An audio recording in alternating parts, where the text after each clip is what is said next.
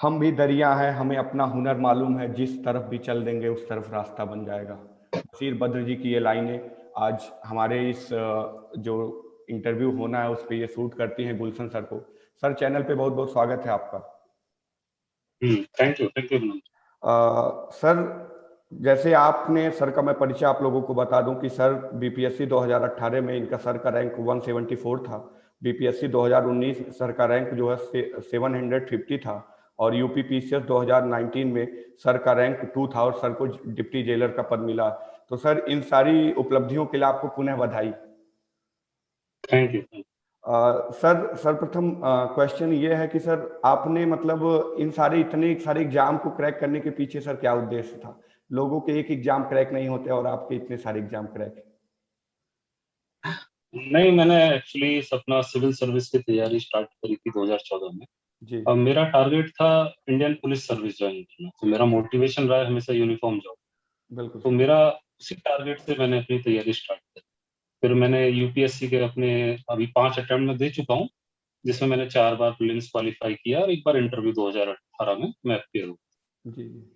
उसी के साथ में मैंने ये अपना पीसीएस का एग्जाम 2017 से देना स्टार्ट करा। तो पीसीएस में क्या है कि मैंने 2017 में यूपी पीसीएस दिया, उसमें मैं इंटरव्यू लेवल पे पहुंचा, उसमें बाहर हुआ। 2018 में फिर मैंने यूपी पीसीएस निकाला, उसमें इंटरव्यू में फिर से बाहर हुआ। और 2019 में फाइनली मुझे डिप्टी जेल। उसके बाद फिर बीपीएससी के भी मैंने साथ में दिए थे। इसमें बीपीएससी का मैंने पहला टर्म बीपीएससी 63rd दिया, तो वो मेरा उसमें निकला लेबर एनफोर्समेंट ऑफिसर की पोस्ट। उसके बाद 64th में भी अभी आया, उसमें भी पंचायती राज डिपार्टमेंट है सिलेक्शन। तो इस मोटिवेशन यही था कि हमेशा से बस ये सोचता था कि मुझे एक यूनिफॉर्म जॉब चाहिए, पुलिस सर्विस में जाना है। तो चाहे स्टेट में हो तो मुझे डीएसपी में हमेशा फर्स्ट प्रेफरेंस करता था, और बिल्कुल। उधर अपना आईपीएस करता था। बिल्कुल। तो सर, इतनी सारी सफलताओं का राज क्या है? अगर टू द पॉइंट करेक्ट पूछा जाए कि क्या रीजन है कि आप जो भी एग्जाम दे रहे हैं लगातार क्वालिफाई हो रहा है, और अभी आपसे एक एग्जाम बचा है वो है यूपीएससी का, जिसमें आपको आईपीएस की पोस्ट चाहिए। तो अभी तो आपके सर आपके पास 1 या 2 अटेम्प्ट है। तो निश्चित तौर पर हमारी शुभकामनाएं चैनल की तरफ से। तो सर, इतनी सारी सफलताओं का राज क्या है? राज कुछ नहीं, इसमें सबसे इम्पोर्टेंट ये होता है कि आपको ये पता होना चाहिए कि आपको सिविल सर्विस में जाना क्यों। आपका मोटिवेशन जो लेवल है वो तभी मेंटेन रह सकता है अगर आप खुद अपने आप में रेडी। मुझे 2014 से स्टार्ट किया है और इतना टाइम हो गया, कई बहुत उसमें फेलियर्स मिले। 3-4 बार मैं मेंस से बाहर हुआ, इंटरव्यू से भी बाहर हुआ। लेकिन अपना मोटिवेशन लेवल जो है, अपना टारगेट है कि आपको क्यों जाना है, अगर वो आपका स्ट्रांग, तो अभी आप पढ़ाई कर पाएंगे आगे। वरना 1 साल में 2 साल में आप गिव अप कर देते कि नहीं मैं कुछ और करूँ। लेकिन मुझे ये पता था कि मुझे कुछ और करना ही नहीं है, मैं इसी के लिए बना हूँ, मुझे यही करना है। तो जब तक मेरे अंदर है कि मैं पढ़ सकता हूँ तब तक, तो उसी उद्देश्य के साथ किया था। बाकी अपना हार्ड वर्क आप करते हैं, अपना जो बेसिक स्ट्रेटेजी है अपनी, अपना पढ़ाई जितने भी अपने इकोनॉमिक्स, हिस्ट्री, ज्योग्राफी, जो भी आप वो सब बेसिक जो सब लोग पढ़ते हैं वही मैंने पढ़ा था, इसमें कुछ जी। ऐसे स्पेशली। सर, बहुत सारे एस्पिरेंट का सपना होता है कि अगर वो यूपीएससी में सेलेक्ट नहीं होते हैं तो यूपी पीसीएस या बिहार पीसीएस में कम से कम सेलेक्ट हो जाए।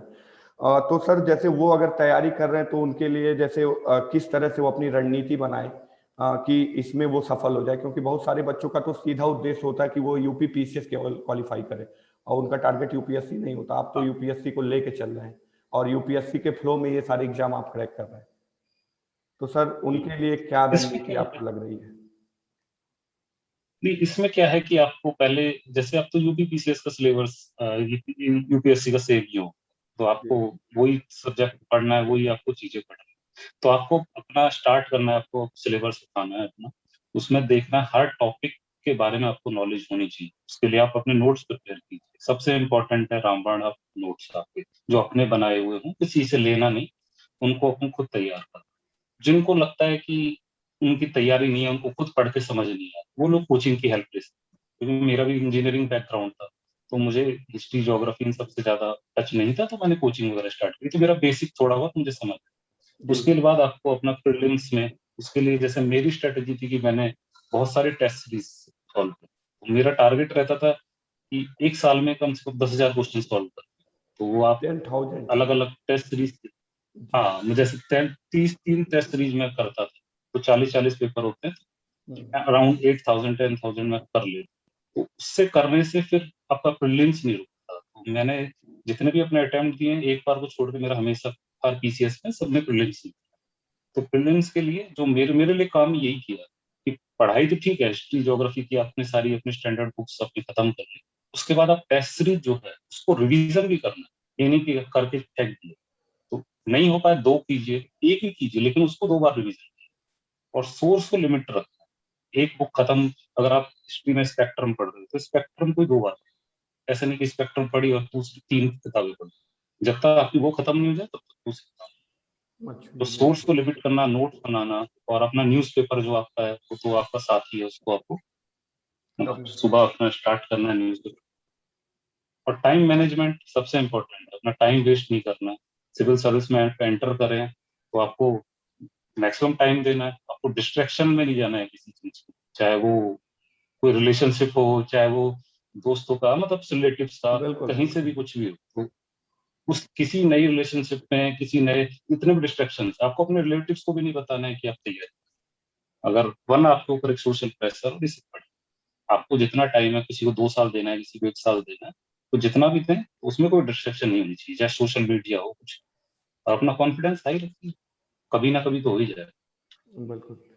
तो सर क्या बुक लिस्ट आपने फॉलो की? और सर आपका टारगेट तो यूपीएससी है, तो बीपीएससी और यूपी पीसीएस दोनों को लेके चला आपने, तो दोनों को कैसे आपने मैनेज किया? क्योंकि सर यूपीएससी के जो क्वेश्चंस होते हैं एनालिटिकल होते हैं और तमाम चीज़ें उसमें होती हैं, और यूपी पीसीएस और बिहार पीसीएस के अभी थोड़ा सा पैटर्न फैक्चुअल आप कह सकते हैं, ये चीज़ें हैं। तो सर आपने हाँ, कौन कौन सी बुक लिस्ट फॉलो की या कैसे इसको किया? बुक लिस्ट मेरा सारा यूपीएससी वाला ही था। जैसे इकोनॉमिक्स के लिए मैं श्री राम आईएएस का जो बुक्स है उसी को पढ़ता हूँ। ज्योग्राफी मेरा ऑप्शनल है, तो मेरा उससे तैयार हो गया मैंने। और मेन चीज मैंने अपना स्टार्ट किया था एनसीईआरटी। उसके बाद जितने भी स्टैंडर्ड सब्जेक्ट हो गए, लक्ष्मीकांत पॉलिटी के लिए हो गई, गवर्नेंस पॉलिटी का हो गया, उसके बाद आपकी हिस्ट्री हो गई तो बिपिन चंद्रा हो गया, मेडिवल एंशिएंट के लिए आपको कड़ी है, ये सब करने के बाद शंकर आईएएस हो गया एनवायरमेंट के लिए, इन सबको आप करना है, इनके नोट्स बना के रखिए। उसके बाद इस किताब को दोबारा मत पढ़िए। पहली बार में शायद नोट्स आप अच्छे नहीं बना पाए, पहली बार में रीडिंग कीजिए, दूसरी बार में नोट्स तैयार कीजिए, बुक रखिए, फिर टेस्ट सीरीज पे जाइए, रिवीजन कीजिए, जो आपने नोट्स बनाए टेस्ट कीजिए, यही आप फॉलो करते हो जाएगा। Sir previous year question paper की कितनी भूमिका आपको लग रही है, चाहे वो स्टेट हो चाहे यूपीएससी हो? दोनों में किस तरह आप देखते हैं कि प्रीवियस ईयर क्वेश्चन पेपर का कितना रोल है? नहीं, वो इम्पोर्टेंट रूल ये कि आपको सबसे पहले तो आइडिया लग जाएगा कि आपको पढ़ना कैसे। आपको अगर क्वेश्चंस पता है कि इस तरह से क्वेश्चंस टॉपिक से पूछे जाते हैं, तो आपकी जो पढ़ने की तरीका है वो भी उसी अकॉर्डिंग है। तो आप पहले, जो बिगिनर्स हैं उनको तो प्रीवियस ईयर क्वेश्चंस को देखना चाहिए, उनमें कितना वो सॉल्व कर सकते हैं। नहीं कर पा रहे हैं तो उनको पढ़ लें, पढ़ के समझ लें कि क्या डिमांड है यूपीएससी की, क्या डिमांड है पीसीएस की, तो उसके अकॉर्डिंग आपको बहुत हेल्प करें। प्रीलिम्स के लिए क्वेश्चन रिपीट तो होते नहीं है, बहुत रेयर होता है, बट बिल्कुल। आपको एक आइडिया लग जाता है किस टॉपिक से किस तरीके से पूछे, वो जी। पता है। और सर जो ऑप्शनल आपका सब्जेक्ट ज्योग्राफी है, तो ज्योग्राफी के लिए आपने कौन कौन सी बुक्स या नोट्स फॉलो की, कैसे की? आपका ये हाँ, बैकग्राउंड भी। ज्योग्राफी के लिए, जी हाँ मेरा इंजीनियरिंग बैकग्राउंड था, जी जी। तो मैंने ज्योग्राफी, हाँ तो मैंने ज्योग्राफी के लिए थोड़ा अपना कोचिंग का हेल्प लिया था। तो माजिद हुसैन सर थे जो पढ़ाते थे पहले, अब तो नहीं रहे, तो उन्होंने मुझे बहुत अच्छी, मेरी बेस तैयार करने में सबसे अच्छा हेल्प उन्होंने मुझे किया था। तो आपको एक बेसिक चीजें वहां से समझ आएगी, उसके बाद आप अपना ज्योग्राफी का, फिजिकल का सविंदर सिंह, उसके बाद अपना ह्यूमन ज्योग्राफी का आपके पास माजिद हुसैन की बुक्स हैं, तो आप उन सबको पढ़िए, उनके अपना नोट्स बनाइए। और सबसे इम्पोर्टेंट क्या होता है, पढ़ने के बाद भी मैंने देखा कि मेरे ज्योग्राफी में नंबर नहीं आ रहे, जी। नंबर 250 क्रॉस नहीं हुआ। तो उसमें मैंने, जब मेरा सिलेक्शन इंटरव्यू कॉल आया था, तो उस टाइम पे मतलब मेरे 290 क्रॉस हुए थे। तो उसमें सबसे बड़ा मैंने देखा कि कमी कहाँ कर रहा हूँ, तो पिक्टोग्राफी, और वो ही मेरी जीएस में भी हेल्प कर। आपको डायग्राम्स पे बहुत फोकस है, आपको एनसीईआरटी में आप कोई भी टॉपिक पढ़े उसमें जो भी डायग्राम है उसको प्रैक्टिस करें, तो कहीं ना कहीं आपके काम है। तो जी आपको फ्लो चार्ट, डायग्राम, इनको बहुत अच्छे से मतलब प्रैक्टिस करके रखना, लिखने से ज्यादा नंबर डायग्राम्स में मिलते हैं, मुझे लगता बिल्कुल, है। तो मतलब डायग्राम की उसके एक अकॉर्डिंग महत्वपूर्ण आप, भूमिका है। बहुत इंपॉर्टेंट है मतलब। जी। और स्पेशली मेरे जैसे बच्चों के लिए जिनकी राइटिंग बहुत खराब, तो हम्म। उनको डायग्राम्स पे ही फोकस रखना है। तो मैंने अपना जब अटेम्प्ट किया था, जिसमें मुझे इंटरव्यू कॉल आई थी, इसमें तो मैंने कॉपी में लिखने से ज्यादा डायग्राम्स बनाए, तो मेरे लिए वो काम किया। बाकी बच्चों को भी अपनी स्ट्रेटेजी डायग्राम्स को इंक्लूड जरूर करें। बिल्कुल। सर, ऑनलाइन प्लेटफॉर्म की क्या भूमिका है, और स्पेशली अगर देखा जाए सर कोविड काल में, जैसे बहुत सारे बच्चे दिल्ली भागते हैं या बड़ी बड़े शहरों में जाते हैं, जैसे इलाहाबाद, दिल्ली या पटना भी थोड़ा बहुत अगर माना जाता है, तो इसकी कितनी भूमिका सर आपको लगती है, या इसको आप कैसे देखते हैं कि आप ऑनलाइन? जी। देखिए, मैंने पर्सनली कोई ऑनलाइन क्लासेस वगैरह नहीं करी। जब कोविड का टाइम नहीं था तो मैं ऑफलाइन क्लास में बिलीव करता था, उसी से करता था, और वो मुझे मतलब ज्यादा बेनिफिट इसमें लगता है। लेकिन अब कोविड का टाइम है, प्लस ऑनलाइन अच्छे अच्छे प्लेटफॉर्म्स आ रहे हैं जो आपको काफी अच्छे हेल्प करते हैं, तो आप यूज करिए, लेकिन सोर्स को मल्टीप्लाई मत कीजिए। आप एक प्लेटफॉर्म को पकड़ रहे हैं जिस पे आप ट्रस्ट कर सकते हैं, उसी से आप पढ़िए। जिससे आप ज्योग्राफी पढ़ना चाहते हैं पढ़िए, लेकिन ऐसा नहीं वहां से भी ज्योग्राफी पढ़ ली, दूसरे प्लेटफॉर्म से भी पढ़ ली, तब आप अपने लिए बहुत प्रॉब्लम क्रिएट कर रहे हैं। एक बिल्कुल। सोर्स पे स्टिक करिए कि मुझे ये पढ़ना है, उसी को फॉलो करना है। और स्टैंडर्ड बुक के साथ आप एक एड ऑन के लिए, मुझे समझ नहीं आ रहा तो ऑनलाइन में क्लास करके समझ लेते हैं, उतने तक ठीक है। लेकिन आपने 2-3 जगह से अगर आपने किया तो आपके लिए वो बहुत नुकसान भी कर सकता बिल्कुल। कहीं ना कहीं सर आप कहना चाह रहे हैं कि सोर्सेस एकदम आपके लिमिटेड होने चाहिए, ताकि उसको आप मल्टीपल रिवीजन दे सके और कॉन्सेप्ट अपना क्लियर कर है। सके। हाँ, ये आपके लिए बिल्कुल, हेल्पफुल एक होगा। ही सोर्स। जी। वही मैं कह रहा हूँ, मैंने आज भी 2015 में जो नोट्स बनाए थे, मैं उन्हीं को फॉलो करता हूँ। मेरे खुद के बनाए हुए हिस्ट्री के, ज्योग्राफी, जी। उन्हीं को मैं फॉलो करता हूँ। कुछ चीजें रहती है उन्हीं में ऐड ऑन करता हूँ, 2 A4 शीट ऐड कर दी उसी में, अगर मुझे कुछ नई नॉलेज, जी। तो वही अच्छा सोर्स। उसको मैं कई बार, अब मुझे वो सारे नोट्स याद हो चुके हैं, तो मेरा एक बेसिक तैयार है। तो बिल्कुल। ऐसे ही उसको करना चाहिए, सोर्स को लिमिट की, ये सोर्स है, इसके अलावा मैं नहीं पढ़ता। सर, एक क्वेश्चन ये था सर, जैसे आपने बहुत सारे इंटरव्यू दिए हैं, तो सर इंटरव्यू का कुछ क्वेश्चंस आप बताना चाहेंगे सर, कि किस तरह के क्वेश्चंस इंटरव्यू पैनल में पूछे जाते हैं? इंटरव्यू क्वेश्चंस क्या होता है कि आप, सबसे इम्पोर्टेंट है ना इंटरव्यू में, आपको जाके झूठ नहीं बोलना है, वो पकड़ा जाए। तो आप अपना जो भी कुछ बोले कि मुझे सिविल सर्विस में क्यों जाना, तो आप उसको जस्टिफाई जरूर करो कि मुझे इस कारण से जाना। अब आपका मोटिवेशन है नहीं कि मुझे करप्शन करना है, तो ये मोटिवेशन नहीं हो सकता आपका, और ये ना तैयारी का मोटिवेशन हो सकता है। आप गिव अप कर देंगे 1 साल में, 2 साल। तो आपको अपना जो भी आंसर देना है सोच समझ के देना है, प्लस उसको जस्टिफाई करना है। तो मेरा इंटरव्यू में क्या रहता था मेरा, और इंटरव्यू क्या होता है, आप अपनी तरफ से उसको 90% मैं कह सकता हूँ कि आप अपनी तरीके से चला सकते हैं। आप, मैं हमेशा बोलता था कि आप सिविल सर्विस में क्यों जाना, तो मेरा आंसर रहता था कि मुझे सिविल सर्विस में, स्पेसिफिक बोलूं तो पुलिस सर्विस में जाना। तो मैंने अपनी तरफ से ओपन कर दिया एरिया कि मुझसे पुलिस सर्विस से रिगार्डिंग मैं बिल्कुल। उसको जस्टिफाई करता था कि मैं क्यों मोटिवेटेड हूँ, क्यों मुझे जाना है, क्यों। तो ये सब करने के बाद आपका पुलिस सर्विस की तरफ जाना चाहिए। तो उसके लिए आप उससे टॉपिक्स, एक क्वेश्चन आपने आंसर किया, उस आंसर से कितने क्वेश्चंस निकल सकते हैं मैक्सिमम, जी। जी। तो उसको उनको आप तैयार कीजिए। अपनी पर्सनैलिटी को डेवलप कीजिए। इंटरव्यू में जाइए तो डरिए मत, अपने आप को ऑफिसर समझ के जाइए कि हाँ आप एक ऑफिसर हैं, और आपके अंदर वो क्वालिटी, वो चीज वो नोटिस करते हैं कि आपके अंदर वो नहीं है कि 2 क्वेश्चन नहीं बताया तो मेरा इंटरव्यू गया। क्वेश्चन से नहीं, वहाँ आपकी जो क्वालिटी है, एक ऑफिसर्स लाइक क्वालिटी, कि आपको नहीं आता उसके बाद भी आप अपने कॉन्फिडेंस लेवल मेंटेन, वो सब बिल्कुल। चीज आपको ध्यान रखना है। सर, बाकी मेरा इंटरव्यू बेसिक गया था। बेसिक सर, कोई उस तरह का, जैसे बहुत सारे अभी मैंने इंटरव्यू किए तो उसमें किसी से थोड़ा फनी वाकया भी हुआ, तो इस तरह के सर कुछ इंटरेस्टिंग क्वेश्चंस आपसे नहीं किए गए? इंटरेस्टिंग कुछ डिफरेंट थे, जो मतलब जैसे बिहार में गया तो वहां से मुझसे क्वेश्चन उन्होंने पूछा था कि बहुत शायद कम लोगों को, मैंने भी यही से पूछा, तो वो कम लोगों को पता होता है, तो ऐसा उस क्वेश्चन की वजह से शायद लगता है कि मेरा इंटरव्यू में मुझे अच्छे नंबर थे। पूछा कि जापान को राइजिंग सन का स्टेट क्यों कहते हैं, उगते सूरज का, तो इसके पीछे एक हिस्ट्री है, तो जी। कभी मैंने क्यूरियोसिटी में पढ़ ली थी, तो वो आंसर मैंने उस टाइम पे कर दिया। बहुत कम लोगों को पता होता है कि वो, फिर ज्यादातर लोग आंसर करते हैं कि ये ईस्ट में है जापान इसलिए कहते हैं, लेकिन न्यूजीलैंड तो उससे भी ज्यादा ईस्ट में है, तो उसका वो क्यों नहीं कहलाता। जी। तो इसका आंसर ये था कि न्यूजीलैंड की खोज बाद में हुई, जापान की पहले हुई, चाइना का एक एम्पायर था जिसने उनको ऐसे नाम दिया। तो ऐसी ऐसी चीजें जो है, तो ये सब चीजें क्यूरियोसिटी से आती है। जैसे मेरा पढ़ने का तरीका कि मैं अपने आसपास जो चीजें रहती है उनको बहुत ध्यान से क्यूरियस होकर पढ़ता हूँ। ये लाइट जल रही है, तो इगरनेस ये की इसके बात अंदर है। व्हाइट लाइट क्यों आ रही है, तो व्हाइट लाइट ही क्यों आ रही है, तो वो दिमाग में है तो उसको आप डालोगे। और एक बार ऐसा भी हुआ था कि ऐसा क्वेश्चन आ भी गया था यूपीएससी प्रीलिम्स में कि जी उसके अंदर वो व्हाइट लाइट है, तो इस तरह की चीजें आपको क्यूरियस रहती जी जी। सर एक तो। क्वेश्चन। जी सर कंटिन्यू। हाँ पहले बताइए कुछ। सर ये कह रहा था कि बहुत सारे लोग जैसे आप यूपीएससी की तैयारी कर रहे हैं, साथ में आपने स्टेट में बीपीएससी और यूपी पीसीएस में आपने सिलेक्शन लिया, तो सर इसको कैसे आपने मैनेज किया कि पूरी प्रिपरेशन फोकस सर वहाँ थी, थोड़ा स्टेट का लेवल अलग होता है, तो जैसे आपने बताया कि इसको बेसिक बुक से कवर किया, लेकिन बिहार स्पेशल और यूपी पीसीएस तो यूपी स्पेशल तो सर आपको कवर करना पड़ा होगा, तो कैसे उसको किया?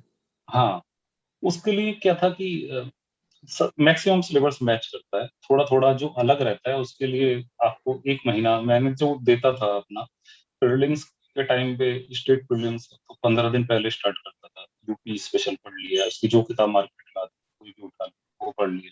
उसके अलावा ऐसे बिहार में उसकी बिहार स्पेशल नैनो के किसी कोई सी भी आती है वो लेके उसको आपने पढ़ लिया। और जो मेंस के जो टॉपिक्स होते हैं सिलेबस में देखा कि क्या पूछता है, बिहार की इकोनॉमिक्स पूछता है, तो बिहार के लिए इकोनॉमिक्स सर्वे उठाइए, उससे सारे पॉइंट निकाल लीजिए, वो आपको उनको यूज भी कीजिए, ऐसे नहीं डायरेक्ट पूछे, लेकिन आपको अपने आंसर में बिहार इकोनॉमिक सर्वे का क्या डाटा कहाँ जगह डालना है वो आपको प्रैक्टिस से आता है। आप बहुत सारी टेस्ट सीरीज वगैरह जो भी लगाएंगे मीन्स तो उसमें आपको समझ। तो बिहार में जो जो टॉपिक थे मैंने ज्यादातर इंटरनेट का यूज किया, उन टॉपिक नेट पे डालता था, वहां से डाटा इकट्ठा कर लेता था। बिहार इकोनॉमिक्स सर्वे की बुक आती है, उसके अलावा मेनली जो भी सिलेबस के अंदर टॉपिक्स थे उनको नेट पे गूगल करके वहां से जो जो अच्छा लगा, कोई रिसर्च पेपर मिल गया तो उसको निकाल लिया। ऑप्शनल में मैंने ऐसी जी। की, कोई कोसी नदी के ऊपर रिसर्च पेपर रहा है उसको निकाल लिया। तो ऐसे। मतलब गूगल की काफ़ी मदद आपने ली और गूगल का मदद यूजफुल भी था आपके लिए। मैं यही कहता हूँ इंटरनेट आप अपने साथ रखिए, लैपटॉप खोल के रखिए, जब भी पढ़ रहे हैं आपको कोई भी चीज नहीं समझ आ रही, करंट अफेयर में आपने कोई टॉपिक पढ़ लिया, आप पढ़ लिए कि वेंटिलेटर के बारे में पढ़ रहे हैं या कोविड, तो गूगल कर लीजिए और कुछ एक्स्ट्रा इन्फॉर्मेशन उसे भी लिख, तो आपको कोई नई क्रिटिकली एंडेंजर्ड स्पीसी के बारे में पता चला, आपने नहीं सुना, नेट पे डालिए क्यों न्यूज में थी, क्या हुआ आया, हो सकता है मैगजीन में कम कहो, तो थोड़ा थोड़ा कर लीजिए बीच बीच में, तो उससे बहुत हेल्प होता है, वो क्वेश्चन से ज्यादा आते हैं नेट से, अगर आप थोड़ा सा एड ऑन तो जी आप उसको अपने साथ जरूर रखिए, गूगल का इम्पोर्टेंट, मतलब बहुत ज्यादा इम्पोर्टेंट। जी। सर अच्छा आपने कौन सी न्यूज़पेपर फॉलो की? हाँ मैं स्ट्रिक्टली हिंदू पे फॉलो, हिंदू को अपना आप उठा फॉलो हिंदू करते किया। हाँ, उसमें पॉलिटिकल और ये सब न्यूज हटाना और एडिटोरियल सबसे पहले पढ़िए, मतलब सेलेक्ट करना है आपको क्या क्या पढ़ना है, क्या उसके पढ़ना लिए है? आप कोई भी जैसे उसमें आपको ये समझ आना है कि क्या न्यूज इंपॉर्टेंट नहीं है। ज्यादातर बच्चे उसमें टाइम वेस्ट करते हैं कि बहुत सारी चीज, तो वो थोड़ा टाइम लगता है उसको अंडरस्टैंडिंग, आपके साथ कोई प्रिपेयर कर रहा हो तो आप इससे कोई बैठिए कि ये इम्पोर्टेंट है नहीं, तो समझ उनसे आ जाता है। पॉलिटिकल न्यूज कभी नहीं पूछे तो आप प्रीवियस क्वेश्चन उठाइए करंट अफेयर कैसे पूछे, तो आपको आइडिया लगेगा कि हाँ, क्या मुझे नहीं पता। एडिटोरियल सबसे इम्पोर्टेंट है, एडिटोरियल में भी देखना है कि किस टॉपिक का एडिटोरियल है कि पॉलिटिकली बाइस्ड है, क्योंकि आप आंसर में लिख नहीं सकते, बिल्कुल। तो सिलेक्टेड में भी आपको। सेलेक्टेड आपको न्यूज़पेपर में बहुत चीज़ों को सिलेक्ट करना है, स्पेशली सर ने जैसे बताया कि आपको हाँ पॉलिटिकल वाले व्यू को पूरा छोड़ ही देना, कुछ उसका मतलब होता नहीं। हाँ, उसमें कुछ काम का आपका नहीं आएगा, वो और भी जितने बहुत भी सारे। न्यूज हैं वो सब। जी जी। तो सर ने जैसा कि रिस्ट्रिक्टिव आप। न्यूज हो गई कुछ। बिल्कुल। सर कोई संघर्ष रहा जैसे सर आपके मैंने देखा कि फेसबुक पे कुछ लिखा है कि अगर आप 7वीं बार फेल होते हैं तो 8वीं बार उठिए उसके लड़ने के लिए, कुछ ऐसा आपके टाइमलाइन पे है, तो सर इसका क्या उद्देश्य है और मतलब सर इसको आप कैसे देखते हैं, इस लाइन का क्या मोटिव है सर?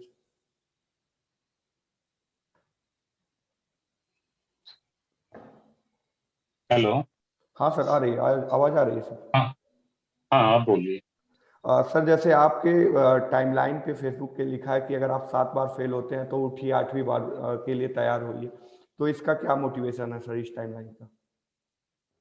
मोटिवेशन यही है कि जैसे आप सिविल सर्विस की प्रिपरेशन स्टार्ट करते हो, हर कोई चाहता है फर्स्ट अटेम्प्ट में मेरा निकल जाए, लेकिन बिल्कुल सर। नहीं निकलेगा तो आपको डिमोटिवेशन की तरफ नहीं जाना, आप गिव अप नहीं कर सकते, आपको बाउंस बैक करना। आपको ये पता है कि आपको इतना कॉन्फिडेंस अपने आप में रखना है कि एक बार, 2 बार, 3 बार फेल होगा, लेकिन चौथी बार भी पास हो जाएगा।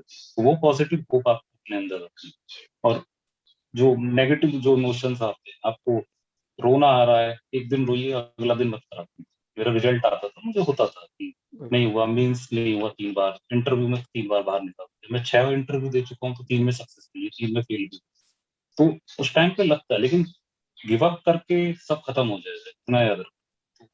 अगर आप उस चीज को बाउंस बैक इतना जल्दी कर पाए, तो वो आपके लिए फायदा। आपको पता है कि आप कॉम्पिटिशन, बस थोड़ा टाइम लग रहा है, तो अपने जो भी है कि अपना परसेवरेंस उसको मेंटेन कीजिए, तो सक्सेस आपको मिलेगी।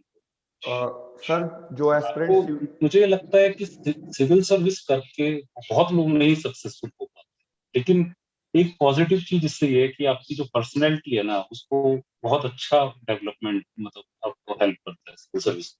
तो आपकी सोच बदल देता है, आप किसी भी फील्ड में जाएंगे अच्छा कर, तो ये चीज भी आपको अपने पास नहीं भी हुआ तो कोई बात नहीं, कुछ अच्छा करना। निश्चित तौर पे सर जैसा कि बता रहे हैं कि संघर्ष जितना भारी होगा इतिहास भी उतना बड़ा लिखा जाएगा।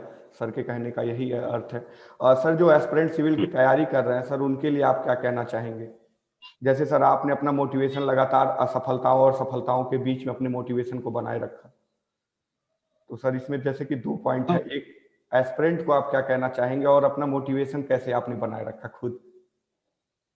मैं यही कहना चाहता हूँ जो लोग नई तैयारी कर रहे हैं, पहली बात, आप जब प्रिपरेशन आप स्टार्ट कर रहे हैं, तो आप ये सोच के मत कीजिए कि मुझे किसी ने बोला इसलिए मैं कर, मेरे पेरेंट्स चाहते हैं मैं बनूं इसलिए। आप अपने बारे में सोचिए कि आपके अंदर वो चीज है कि आप इतनी मेहनत कर सकते हैं, आप टाइम दे सकते हैं, आपके अंदर क्यों सिविल सर्विस में जाने का जुनून है। क्योंकि अगर आपको अंदर वो जुनून नहीं होगा, तो आपके अंदर वो मोटिवेशन लेवल कभी ना कभी कम, आप गिव अप कर। तो जो नए बच्चे हैं, मेहनत तो आपको करनी है, पढ़ना है, आपको जितना टाइम है, मेरे पास, मैं कुछ और नहीं करता, तो अपना 24 घंटे में से 15 घंटे पढ़ाई को, तो जिसके पास जितना टाइम है उसको अच्छे से यूटिलाइज कर, और मोटिवेशन अपना लेवल हाई रखें, और किसी के प्रेशर में आकर तैयारी नहीं करें, अपने मन से तैयारी करें, तभी सक्सेसफुल ज्यादा होने के आपके चांस। बिल्कुल। सर आपको ऐसा कोई पॉइंट लग रहा है कि हम लोग बातचीत में उसको कवर नहीं कर पाए, और एक एस्पिरेंट जो है सिविल का, यूपीएससी का या यूपी पीसीएस का या बीपीएससी का, उसको जानना चाहिए? कोई भी ऐसा पॉइंट सर आपको लग रहा है? नहीं, मुझे लगता है सारी चीजें लगभग कवर कर, बाकी सिलेबस सब नेट पे है, बुक लिस्ट ज्यादातर लोग को आपको मिल ही जाएगा, काफी मैंने भी बता दी। बिल्कुल। बाकी डेली लेवल पे गाइडेंस जो होता है, बहुत सारी चीजें हम नहीं बता पाते, जब बच्चा तैयारी करता है हर उसकी प्रॉब्लम नई नई फेस होती है, किसी को कुछ प्रॉब्लम है, तो एक आपके लिए आपको सपोर्ट करने वाला जिसको आप ट्रस्ट कर सकते हैं कि हाँ ये इनकी गाइडेंस मेरे लिए काम आई, तो समय समय पे गाइडेंस लें, चाहे वो मोटिवेशन के लिए लें, चाहे वो अपने सिविल सर्विस के लिए, ताकि आपकी जो तैयारी वो गलत डायरेक्शन, आप ऐसी चीजें पढ़ते रहते हैं जो का कुछ काम नहीं आने वाला। तो अपनी स्मार्ट स्टडी जो है उसके लिए आप किसी से जो भी है आपको जानने वाला, आपका फ्रेंड जो भी सक्सेसफुल हो चुका है या फिर उस लेवल पे है कि वो कंपटीशन में है, उनसे आप जरूर पूछते जी। हैं। समय समय पे आप पूछते रहिए कि मेरे ये प्रॉब्लम है, इस तरह से तैयारी कर, किसी से राय ले लीजिए। आप आंसर राइटिंग करते हैं, लिख रहे हैं खुद से, नई टेस्ट ज्वाइन कर रहे हैं, तो 2-3 लोगों से अपना आंसर चेक कर, ये जरूरी है। बिल्कुल। एक मेंटर होना जरूरी। एक मेंटर होना सर के कहने का अर्थ है कि जो आपके मोटिवेशन को बनाए रखे और आप में एक ऊर्जा कंटिन्यू जनरेट होनी चाहिए, ताकि वो आप काम कर सके। क्योंकि ये एग्जाम एक दिन या वन डे एग्जाम की तरह नहीं है कि आप 2 महीने तैयारी करते हैं और आपको सिलेक्शन मिल जाएगा। आपको लगातार ठोकरें मिलेंगी, लगातार छोटी, हो सकता है सफलता भी मिले, लेकिन आपको अपना मोटिवेशन बनाए रखना पड़ेगा, तब जाके आपको सफलता मिलेगी। सर चैनल पे आने के लिए बहुत बहुत धन्यवाद सर। और जो व्यूअर है मैं उनसे कहना चाहूँगा, हमारे चैनल को आप फेसबुक, टेलीग्राम, इंस्टा, ट्विटर और सभी जगहों पे हमें फॉलो कर सकते हैं, और कमेंट करके हमें पूछ सकते हैं कि अगला वीडियो हम किस तरह से बनाएं। और बहुत सारे यूपी पीसीएस और बिहार पीसीएस के टॉपर्स के इंटरव्यू नीचे डिस्क्रिप्शन लिंक में दिए गए हैं, आप वहां से देख सकते हैं। नमस्कार, धन्यवाद। Thank you. ओके।